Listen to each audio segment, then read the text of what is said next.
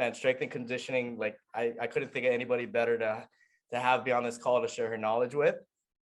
She's also the CEO and owner of Champion Fit. So hopefully I didn't steal too much of your thunder, but Maggie, if you want to introduce yourself real quick. Of course. Yeah, just hey give guys, us a little background. First of all, I just want to thank everybody for jumping on here today and obviously taking the time to grow your knowledge with something that you love. So that's super important. And of course, you're adding value to your life. As Brandon said, I'm a 7-time world champion in jiu-jitsu. Just accomplished second place at PANS, which was super cool. I started training at K-Team in Hawaii. So Brandon saw me as a white belt who didn't know how to tie my belt. I've been training now. In June, it'll be 8 years. I feel like finally, because I always felt like it was like 4 years, 3 years. So we're finally getting, years under our belt, which is great. And I feel that on the map too, which is also great. But yeah, other than that, like he said, my first passion or my first love or my super black belt expertise is in strength and conditioning. It's something I've done since I was 14, something I went to college for, and something once I started jiu-jitsu, I realized it's something I wanted to do specifically for that obviously now is for all athletes of all different types of sports, but it's exciting because it kind of started within the jiu-jitsu world. So that's what's really special about it, because jiu-jitsu is such a small world and fitness is such a big world. So it's really great to be able to kind of start intertwining the two of them. Kind of start off is, do you have a ratio or a balance that you tend to recommend for your athletes as far as how many days they should be on the mats versus how many days they should be doing strength and conditioning? What does that balance look like? Does that depend on their goals, obviously, and if they're competing or not? But just wondering if we could start off by getting your insight and kind of that balance, because if watching your Instagram makes me think you're training every single day, but I know you prioritize rest too. So I'm really curious. Question. Well, that's exactly it. So of course, like on a Sunday night, when I'm thinking about my week, I have my week in my head. But the most important thing, and I think especially with jiu-jitsu particularly, because like in all other sports, a lot of them have certain days that do certain things. But with jiu-jitsu, you're using your whole entire body every single day. So it's really important when it comes to training to listen to your body more so than your schedule. And that's really like the most important thing, because obviously in jiu-jitsu, we get injured more than other sports. And it's something even, and Brandon will actually probably be able to relate to this, is as a girl, it's easy to relate to this because even if I roll with a guy who's a little bit smaller than me or the same size as me, my body is taking a lot of abuse from that. Even if I beat the guy in training, I'm still taking a lot of abuse because it's a male versus a female, and for Brandon, who's somebody in the smaller category, who trains with much bigger people, because I've been on those mats, it's the same thing. Even if he's beating the guys bigger than him, his body is really still taking a toll from the pressure.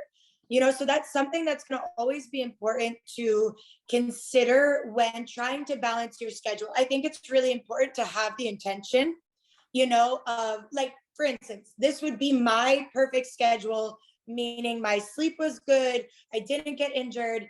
For me, it would be obviously jiu-jitsu 5 times a week, strength and conditioning 3 times a week.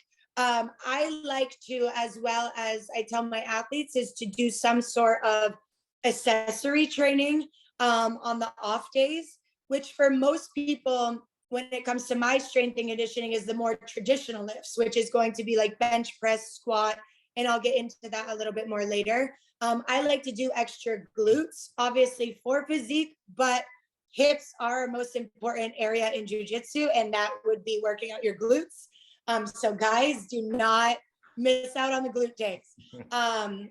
Yoga and stretching, you don't have to necessarily do yoga, but after training, even stretching for 10 minutes is going to be super important. Again, especially for jiu-jitsu, because we literally do everything we're athletically taught not to do. Like, put your body in the smallest ball possible. Like, Totally not what you're supposed to do. So especially your hip flexors and your glutes, make sure you're stretching those every day. That's going to help with training during the week as well as longevity. On top of that, this is something I suggest. Let's say you get to a day where you're supposed to be training jujitsu and you almost feel like if you go to train, it's probably going to take away from you because you're either too tired physically or you're too tired mentally. One thing I always suggest to my athletes when they come to me on those days, or even myself on one of those days, I'm always going to work out instead of train jujitsu. Because when you are too tired, especially mentally, to be able to train, you're way more likely to get injured. And the thing with jujitsu is we also rely on somebody else. So we're not in full control of our bodies. So if you're one of those people that hates missing a day of training, it's really important to see your time in the weight room as training. You know, especially on those days where mentally and physically, you know, it's probably not a good idea to step on the mat, but mentally it might be hard because you're like, oh, I have to train today. Go to the weight room. And then what I want to go off of that is make sure your strength and conditioning is adding to jujitsu and not taking away from it. So your strength and conditioning should never be a sport, right? Because jujitsu is a sport. And what I mean by that, for example, is if you do a bodybuilding type of strength and conditioning, bodybuilding is a sport. If you do Olympic lifting is a sport. If you do CrossFit for jiu-jitsu, CrossFit is a sport. You don't do soccer to get better at football, right? So if I'd like to use CrossFit as an example because I know a lot of people like to cross-train the two. And it's not, I have my own views of CrossFit, but if we're looking specifically for jiu-jitsu, it's too much, right? CrossFit is something that people compete in. Right. So that training, they're not going to be like, oh, you do jujitsu, so only do half of this. You know what I mean? So you need to be really careful when it comes to your strength and conditioning about doing too much. And that's something with Champion Fit. All of the workouts are 25 to 45 minutes long. And they're built in a way that's supposed to add to your jujitsu. In a sense, for us, for our pro training Champion Fit is at 8 a.m. And then our pro jiu-jitsu training is at 9 a.m. So we go right from the weight room to the mat. So if your strength and conditioning is something that you don't feel like you could go from that to the mats, it's probably too much. With injuries and trying to keep up strength training with injuries, Yeah. I'm currently dealing with right side of my body, top and bottom, right? So normally the obvious answer would kind of be like, if you're injured up top, you work your legs more, and vice versa. That's kind of like what us laymen people kind of figure out. Right. But if both, for my specific situation, both sides up and down, right, one side up and down is disabled from doing too much, I was wondering, like, what is your thoughts on concentrating on left side, or like dispelling any myths maybe about like working one side only and how that's not good, or maybe it is. You can educate us on that. I mean, luckily the thing with jiu-jitsu is we're always working one side more than the other. Usually, you know, in a sense, we all have our good side and our bad side, our strong side and our weak side. So when it comes to people being injured, I am okay with compensation if it's because you're injured. Obviously, if you're not injured, it's very important to, you know, put a mirror in front of you and make sure you're not compensating anything. But when it comes to, luckily, our sport, to me, it's very important to work out all the muscles that you can work out, even while being injured. And the thing with injuries that a lot of people get afraid of, if it does not hurt your injury, you can do it. You know, so even if you have a torn MCL, you can still do any static exercise where your feet are planted, and even sometimes box jumping, just not lateral. You know, so if it doesn't hurt you, you can do it even to the area that's injured.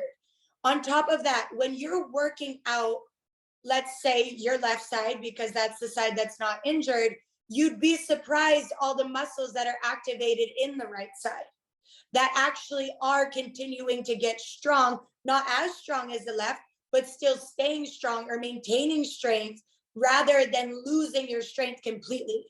And the other thing is, if you're still moving your body, once you're able to come back to one, jiu-jitsu, and two, working out fully, your body is going to pick up way quicker than it would if you did nothing at all.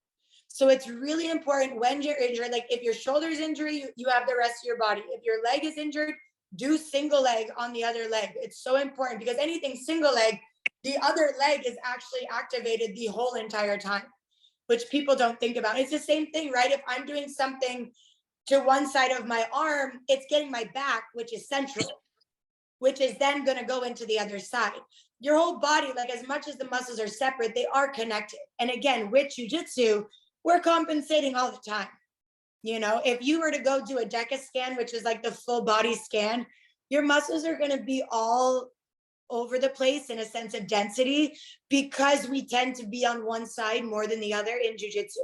So it's never going to be too big of an issue to strengthen one side. And again, when you go back to training, it's going to be way more beneficial to be completely strong in a sense of still having full physical strength on one side than letting it deplete completely.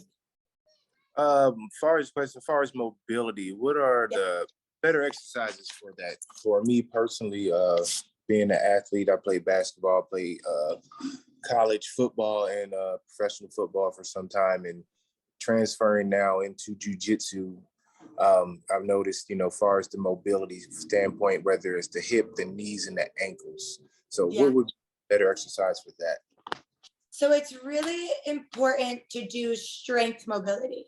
That's actually, just to dive into Champion Fit a little bit, and what my brand does is I only have 3 different types of workouts.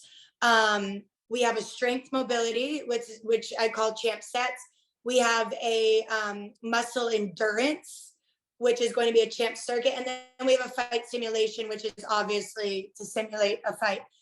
Strength mobility, because a lot of times when people think mobility, they think either kind of like yoga or, you know, the animal gymnastic natural type of things. But you have to think when we're doing jiu-jitsu, we are moving our body in a bunch of different ways with weight. So it's going to be very important when you're doing mobility exercises to be doing it with a barbell, with a kettlebell, with a dumbbell, with a ball, with a box, with explosive exercises. And the other thing with Champion Fit is, at least like in person with me, is we never do the same workout twice in a sense of the exercises.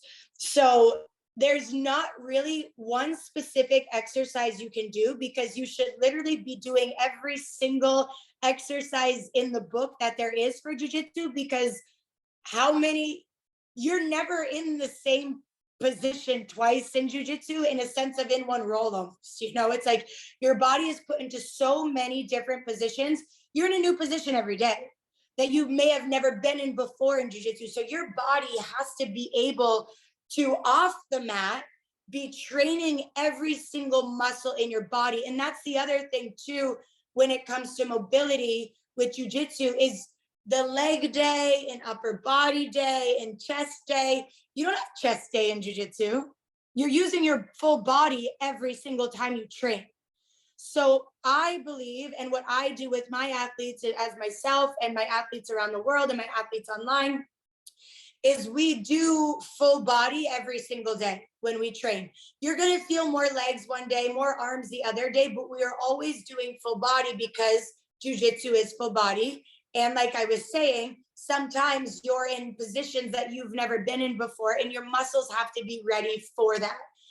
So when it comes to technical mobility exercises, one, it's hard to say which ones to do. If I'm thinking like to talk about very generic, single leg. Single leg exercises are one of the most important exercises for jiu-jitsu for multiple reasons. One, if you're working on lifting heavy, you won't ever really reach your potential without doing single leg activation. And the reason for that is when you do single leg exercises, you're engaging your glutes subconsciously without having to do it yourself, because that's a really hard muscle for people to engage. And the thing with our glutes being strengthened is if you have strong glutes, when you're doing single leg, it strengthens all of the muscles around the knee. So you're way less likely to get injured when you're doing single leg exercises because it strengthens the muscles around your knees. So when you go to get injured, your muscles should activate to protect that area, like you were saying, the joints essentially. So actually at ADCC trials, my elbow almost got broken, and it's funny because I obviously felt pain in it in the moment, but whenever I get injured, my muscles are on fire the next 2 days because they activated to be able to protect me. So on top of single leg exercises, kettlebells. Put kettlebells in your hands because they move. So you see a lot of people that do pull-ups for grip strength. Very cool, but the pull-up bar doesn't move. And when you go to grip somebody in a gi, they're gonna move. Or in no gi, they're gonna move. So pull-ups are, of course, they're good, but I would consider those more of the accessory exercises for jiu-jitsu. You wanna be moving kettlebells because it gets your wrist used to doing this, which it looks like I'm doing jiu-jitsu right now.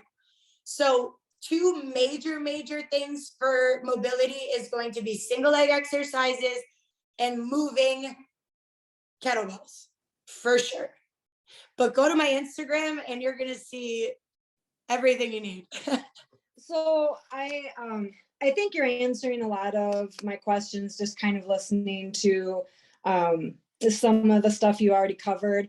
My issues recently have been, as an aging athlete, I just have hit my 50s in the last couple of years. And Girl, you look great for 50s, first of all. Thank you. Thank you. So I'm a training girl. I love the weight room. I love my time training. And so, but I think what I've done is in the last 6 months, I've hit a spot where I've really raised my cortisol levels extremely high.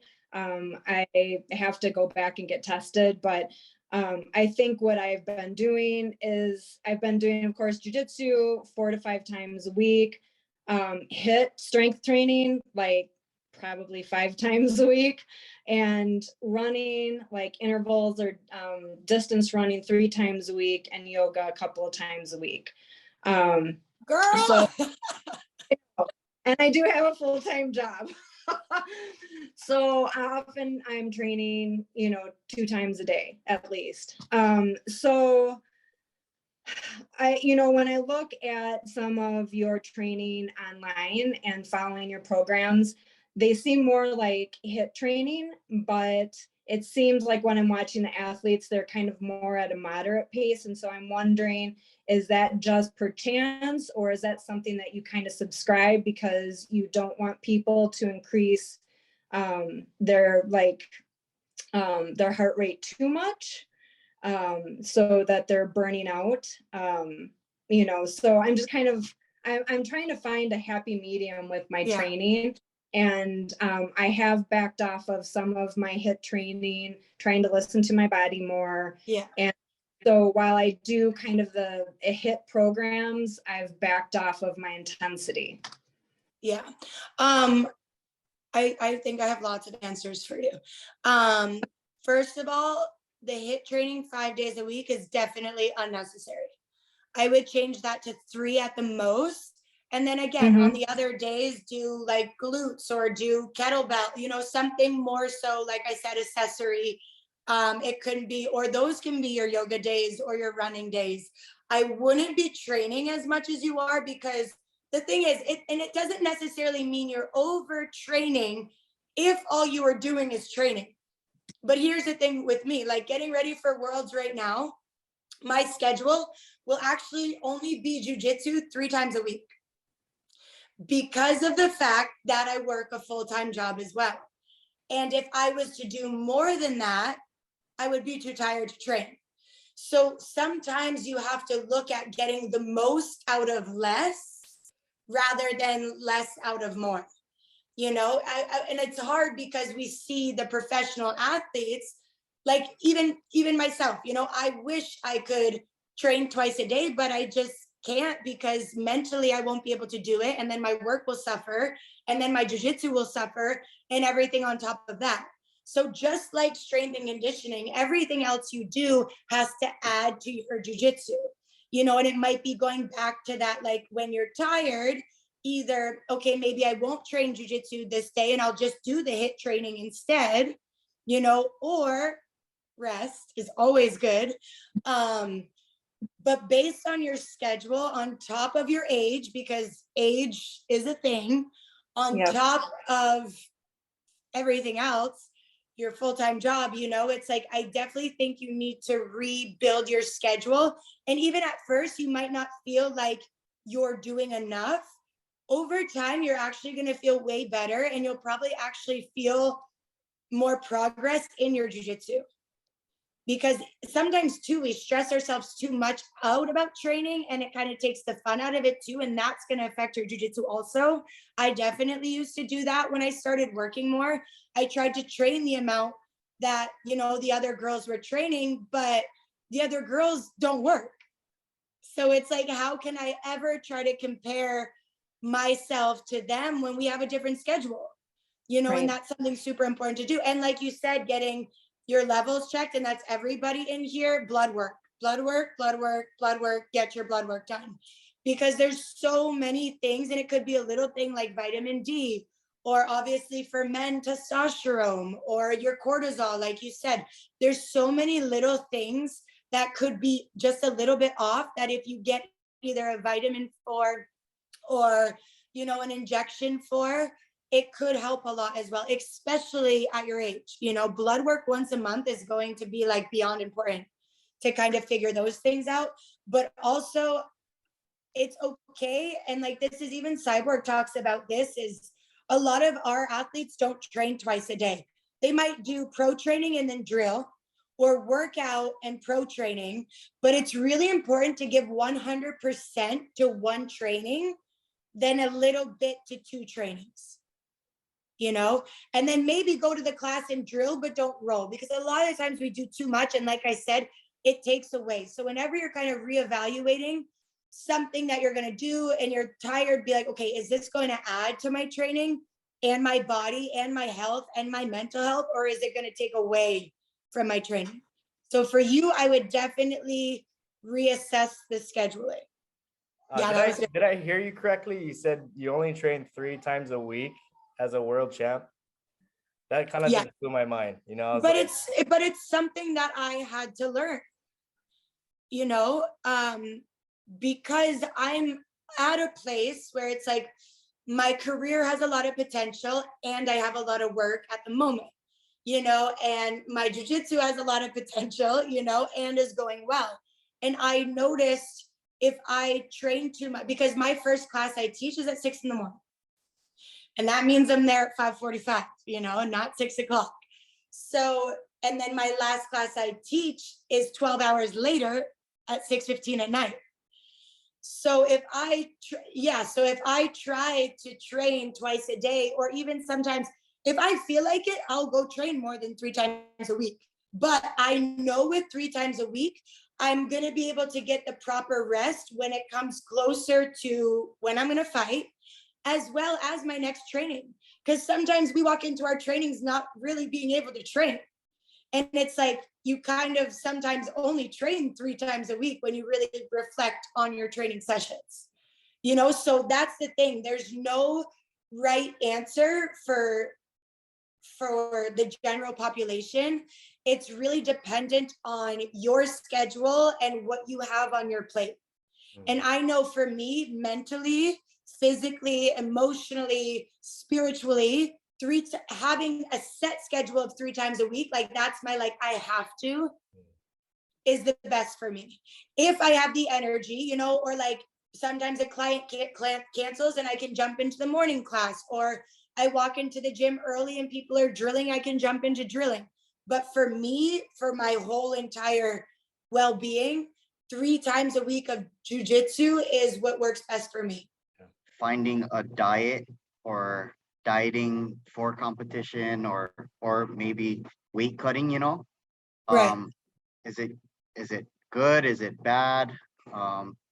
And then I guess a second question would be, does your training intensify or dumb down as the tournament arises? Awesome. Okay, so first let's talk about nutrition. Luckily, we do a sport that allows us to eat. Hallelujah. Like jujitsu, like if you look at one session of jujitsu, let's say it's an hour and a half, right? Half hour to 45 minutes of drilling and technique, and then 45 minutes of rolls, and you do all the rounds. You're probably looking close to 8 to 1,200 calories burned, right? And that's in an hour and a half of your day of a 2,000 calorie diet, you know? So the good thing with jujitsu, and when it comes to eating, and what I've had the best results with myself, with my athletes, is most of the time people aren't eating enough, or you're not eating enough of the right foods, you know, because there's obviously a difference. It's not just like eat whatever's in front of you. But if you're eating like whole, non-processed foods, you know, I'm talking proteins, good carbs, good fats, you really can eat all day, right? And that's the other thing too, that's really important with the type of activity that we do, because it's an endurance sport. You do want to be eating kind of all day rather than like those big meals. You want to be giving your body fuel all day, because when you leave the mats, you're still burning calories. And the other thing too that comes with jiu-jitsu is adrenaline, even going to training. And you'd be surprised how many calories you're burning on the way to the gym, because it's just different. You know, you're going in there fighting people. And as much as it's your teammates, nobody's trying to lose when you're rolling. Like, you guys are training to beat each other. That's the purpose. It's okay if you lose, but it's adrenaline. So just from jujitsu, adrenaline, and now if you're adding strength and conditioning, so Champion Fit, for instance, does around 250 to 450 calories. Between jujitsu and Champion Fit, you're almost hitting that 2,000 calorie diet a day. So most of the time, and that's the first thing I would say, is make sure you're eating enough of the good foods.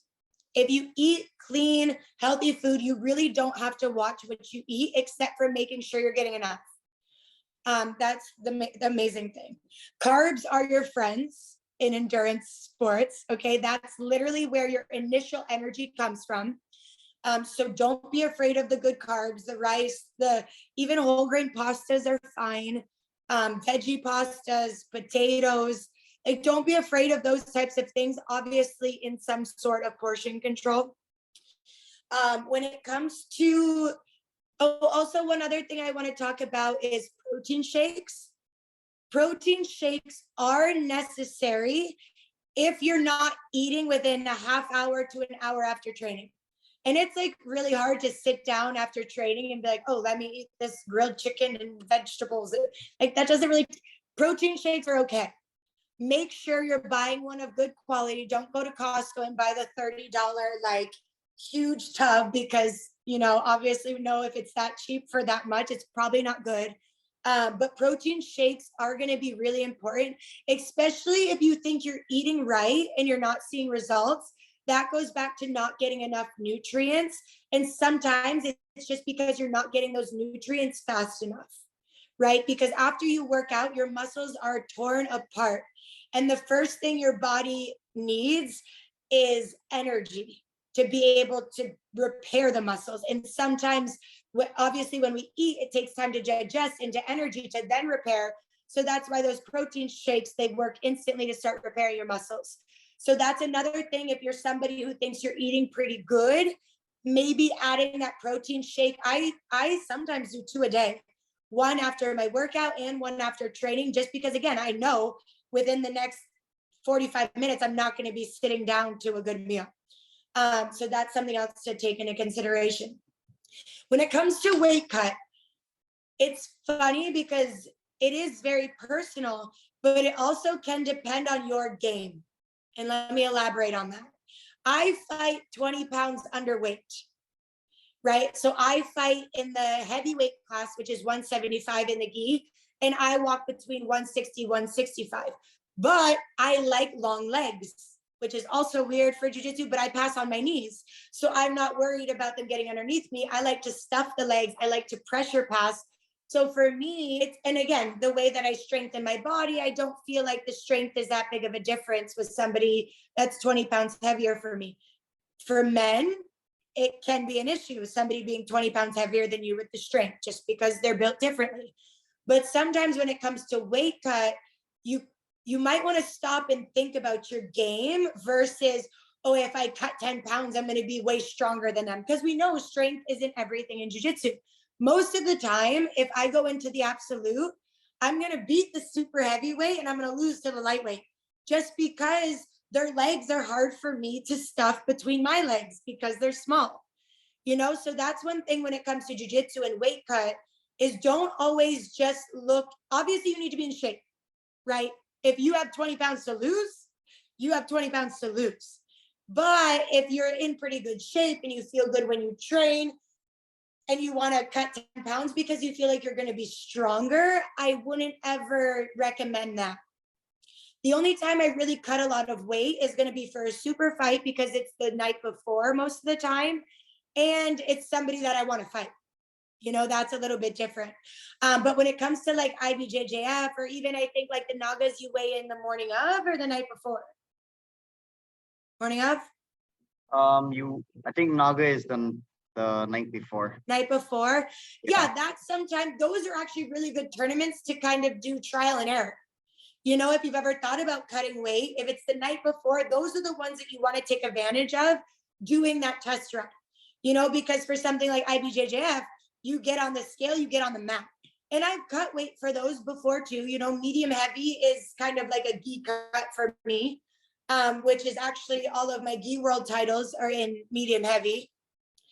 So it's definitely something with the weight cut that is super personal. I think it's really important to consider your style of game and always do a trial run before doing it for like a big tournament, because everybody's body's different. And it's also something too, like, let's say you did a weight cut, it was hard, but you felt good. Your body does get used to weight cuts also. So if the first time it was super hard, but you feel like that's my division, one, obviously try to lose a couple pounds naturally, you know, with your diet. But like for me, a 5-pound weight cut, sometimes I feel really good. And now my body does it kind of instantly when I start the process. Was that helpful? Yes, that was super helpful actually. Okay. Yes. And what was the second part? Or did it? No, I think you pretty much, I think it was more so if you were gonna cut, how far out. I guess it's more personal too. You kind of gotta find out. Not really. Right? Like with weight cut, there's a way to do it. Okay. When it comes to cutting weight, there is definitely a way to do it. And it's not hard, it sucks. Okay, there's a difference there. Weight cuts aren't hard, they're possible. They just suck, Yeah. you know, and it's kind of something you just have to suck up. Right. But the majority of your weight cut should be water. And you always want to cut. Okay, so let me use myself for example, right? Because I have pretty low body fat. I'm not somebody who's going to cut weight 2 months out, because then I'm getting rid of weight that's not really there. I'm the type of person that's going to do 5 to 10 pounds in one day, the day before, because I'm suffering a least amount of time, because I don't have like fat to lose. It's more of that water weight. And that comes with water loading. And your water loading should be, if I fight on Saturday, I'm going to start my water loading on a Sunday. And this is something that's like really broken down. So if any of you like kind of want the exact way to do this, feel free to message me after and I can send it to you, because if I sit here and talk about it, it's going to be too much. But again, when it comes to an actual weight cut, not losing weight, right? There's a difference. When it comes to a weight cut, you want to do the least amount of suffering you have to, in a sense of cutting weight. Does that make sense? Yeah. That makes 100% sense. Okay. Yeah. Thank you. Yeah. Of course. Yeah, I had a very, hopefully an easy question to answer. Mine was more around the basis of when you're doing weight training. the sets and rep ranges. And I know Tiff mentioned you do a lot of HIIT training, so it's not so much 4 sets of 10, something like that. So what do you recommend in terms of jiu-jitsu? Do you always tend to go to failure? Because a lot of the time, if you're trying to push someone off you, you're going to be a bit knackered. So what's your kind of advice around that? And then Mel, did you have a question too? Yeah.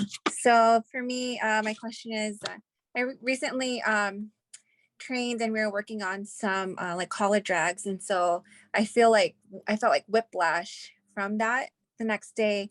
Now I'm getting muscle spasms. I'm getting feel like a pinched nerve. So I'm kind of like recovering from that. You had mentioned about your muscles being on fire, some from certain injuries or whatever.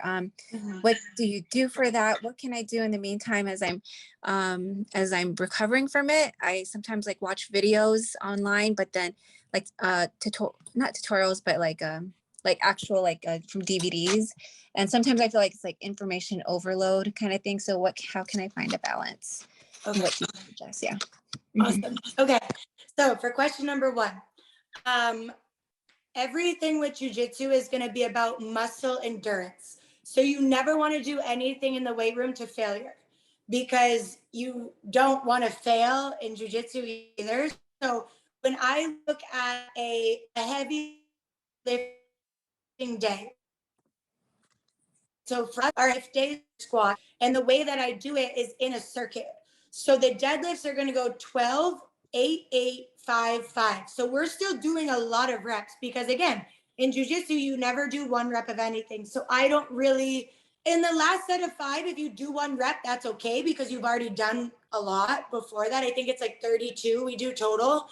There's nothing wrong with that. And we increase the weight every time that we come back. But from the deadlift, I'm going to a strength mobility exercise, to box jumps, to a core exercise, to another exercise. So our deadlift days have 5 different exercises. So we're building the strength with the deadlift, but then we're making it last by doing the other mobility and explosive exercises on top of it, so that your body is used to that. So rather than the normal lifting day where you lift and you take a long time and you let your muscle recover, because again, you don't have time in jiu-jitsu. You do a deadlift by picking somebody up and then you're still going. So that's how I like to gear our heavy lifting days. So we don't do anything to failure. The reps are always around 8 when we're talking about other exercises. 8 is my favorite number. When it comes to lifts, it's going to be 12, 8, 8, 5, 5, always increasing the weight. But again, adding it with a bunch of other things, because to mimic jiu-jitsu. Does that help? Trying to keep it short. Perfect. Great. Awesome. And again, if you go on my Instagram, you'll see an example of what I'm talking about. And that's the other thing too with the deadlifts, is we're still lifting as heavy as we can, but without that rest or just focus on jiu-jitsu. I go do all the other exercises and I add the weight and lift, and I add the weight and lift. So I'm still lifting heavy. I'm like, my max deadlift, I think, is 275, which I'm never going to fight somebody who's 275. That's the other thing. You know, you see guys back squatting 1,000 pounds and deadlifting 1,000 pounds. You're not fighting anybody 1,000 pounds, you know? So that's the other thing, like talking about the weight cut, is sometimes you want to focus on your game and what works for your game and what weight class is good for your game. On top of that, it's like, okay, what weight am I fighting at? I don't need to be lifting 500 pounds if I'm never going to fight somebody 500 pounds. Of course, you want to lift over your weight, you know, to build strength, but you never need to go above and beyond what you're ever going to fight. Because again, your muscles not only tear when you're doing that, but they tear in jiu-jitsu. So if you're tearing your muscles while you're lifting and then tearing in jiu-jitsu, you're never going to recover. And that's like what I was talking about, when it's really important to make sure your body can perform what you're doing. Okay, now going to the neck injury and the muscles and all of that. It's always really important whenever you feel something to make sure if there is an injury there or not. Of course, with jiu-jitsu in the neck, it's like what, once every couple of months, you're like, hey, you know, like we get that little neck stiffness, but it's really important to train your neck. So for our strength and conditioning, at the end of strength and conditioning, we always do 5 minutes of core. And it's flutter kicks, it's just on the ground. But when you're holding your head up for 5 minutes, you're strengthening your head. And for most of the exercises, I'm also telling my athletes with their head off the ground to be looking side to side. So we forget a lot of the times to actually train our neck muscles. And that's really important because you roll wrong, somebody grabs you wrong, you get a takedown and you fall wrong and you're gonna feel your neck. So it's important just as any other muscle in the body. And like I said, you have to be training every single muscle. Your neck is just as important as that. So when it comes to feeling something, those spasms and stuff like that, it's always important to see, like, we're lucky we have physical therapists at our gym kind of 24/7. So we're always like, if we feel something, even if we know it's muscular or not that serious, we always check in with our doctor. And they have places now that are kind of more convenient to go in and get a stretch or something like that with somebody that can tell you what's wrong, because that's important. The other thing, take 3 days off. It's way better to take 3 days off and recover an injury or a small little pain than going through it and then having it for 6 months, or it coming and creating something worse and having surgery and being out. Whenever you feel something that doesn't feel right, at least take the next day off. Even if you're like, oh, but I'm competing. Okay, well, do you want to walk into the competition not being able to move your neck? No. So that's where it goes back to, like, always listen to your body, because most of the time it's actually going to add to your jiu-jitsu taking time off than taking away from it. Truthfully, any of my Champion Fit workouts, again, you guys, I have a bunch of free ones on my Instagram. So go there. I have an online platform that you pay for, but the same style of workouts are on my Instagram. So go there, try them, send me any questions you have, try them out. But when it comes to, if you're training jiu-jitsu as well, you can't just be doing body weight exercises. You do want to lift heavy, like even with our mobility exercises. I only have kettlebells that go up to 50 pounds, but if I can do the exercise properly with a 50-pound kettlebell, I'm going to do it because I'm still doing it properly. It's when you're putting too much weight and you lose the form, that's when it becomes the issue. But again, jiu-jitsu is not body weight. It's somebody else's weight. It's somebody else's movement. You're not in control of your own body. So you need to be training in unstable conditions, and you need to be training with weight and heavy weight also. Heavy weight doesn't mean your max squat. Like I said, it means a 50-pound kettlebell swing rather than a 20-pound kettlebell swing. It's really important, again, if this is one concept you take away for bringing to the weight room, if you can do the exercise properly with proper form, feel free to do as much weight as you can doing that exercise with proper form. It's never going to hurt you if you're doing it properly by adding weight. It's only going to help you. Champion Fit, actually, the majority of people on average gain 8 to 12 pounds in Champion Fit muscle. That is, kettlebell is going to be your primary grip strength increaser. If there is only one piece of equipment I could have for the rest of my life, it would be a kettlebell, because you can do anything with it. And like I said, it moves in your hand, which is so important. And obviously, like, it can work for your arms. It's going to help your legs. Single legs are great to do with kettlebells. So kettlebells, and it's actually the last thing. So my athletes, before they fight, the day before we fight, we do a 25-minute kettlebell only circuit. Because when you fight, right, you get that fatigue. I actually have a picture of Brandon like rubbing my forearms out at like a local tournament in Hawaii, right? We all get that burn. I like to get rid of those lactic acids the day before. So the day before I fight any tournament, I do 25 minutes of just kettlebells, and that is on my Instagram. If you go to, I think it's in the live section, or I've just posted it as a reel also. I describe how to do that workout, but that's one you can do, like, because that's a good one. When you travel, most gyms and places you go have kettlebells. Cyborg and my favorite go-to workout is a 25-minute kettlebell workout for sure. Because it can be cardio, it's strength, it's mobility, it's grips, it's glutes, it's injury prep, everything. Kettlebells need to be your best friend.